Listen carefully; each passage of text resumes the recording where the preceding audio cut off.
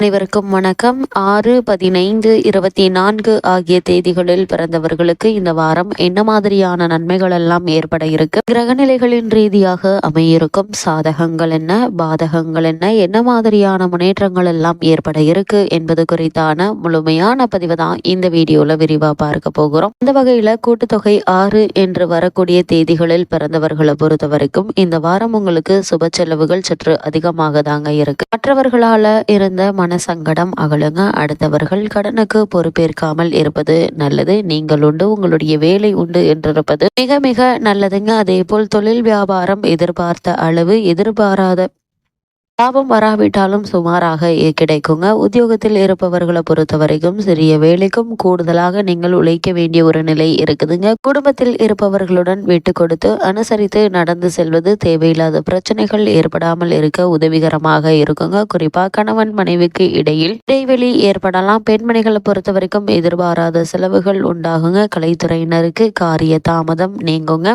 அரசியல் துறையினரை பொறுத்த வரைக்கும் வீண் கவலைகள் நீங்கி நல்ல ஒரு முன்னேற்றம் ஏற்பட இருக்குது. மாணவர்கள் கூடுதல் மதிப்பெண் பெற மிகவும் கவனமாக நீங்கள் படிக்க வேண்டி இருக்கும் என்பதை கிரக நிலைகள் மீண்டும் மீண்டும் தெளிவுபடுத்துதுங்க. இந்த கூட்டுத்தொகை 6 என்று வரக்கூடிய தேதிகளில் பிறந்தவர்களுக்கு இந்த வாரம் கிரகநிலைகளின் ரீதியாக கூறப்படும் பரிகாரம் என்ன என்று பார்க்கும்போது வராக பெருமானை தரிசித்து வணங்குங்க. எண்ணற்ற நன்மைகள் உங்களுடைய வாழ்வில் ஏற்படும்.